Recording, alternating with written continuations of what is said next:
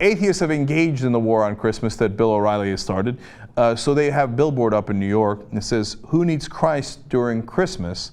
And in that billboard, they have Christ crossed out, and they say the answer is nobody, atheist.org.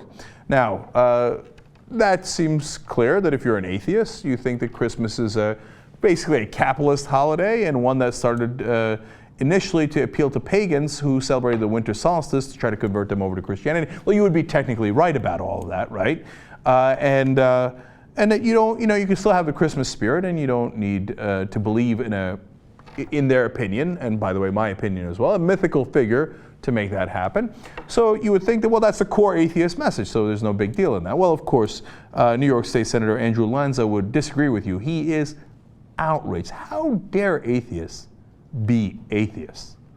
He says, quote, "Just as millions of Americans are preparing to celebrate Christmas, this intolerant and hateful group deliberately ridicules the solemn beliefs of millions of New Yorkers." Okay, State Senator Lanza, let's review here.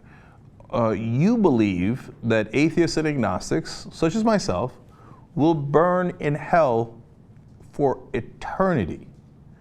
But you are deeply offended at the sight of a billboard that disagrees with you.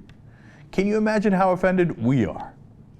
But of course, for decades and of course through these last two millenniums, they have not really imagined that very much. It's funny how they don't mind offending atheists and saying all of you are heathens, you shouldn't be listened to, and you're going to burn in hell. But you did a billboard, how dare you? I'm broken up over it.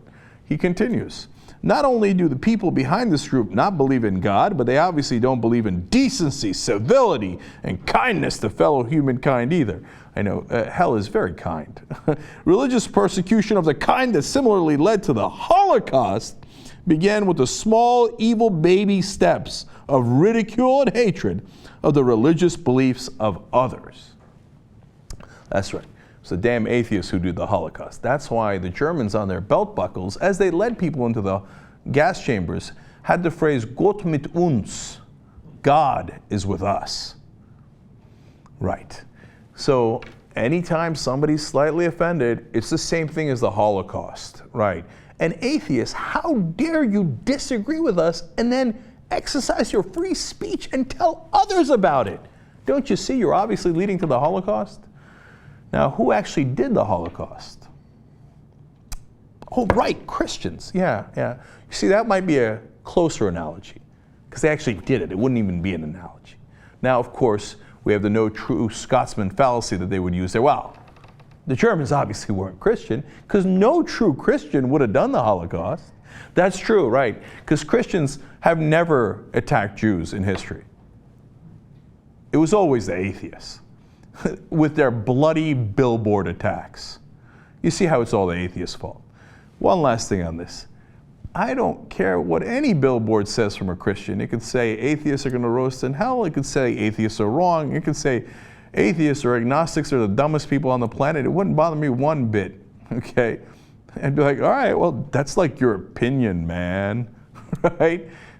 Whereas if you tell Christians, hey, you know what, I don't think you're right, they're like, how could you do this? No! Yeah.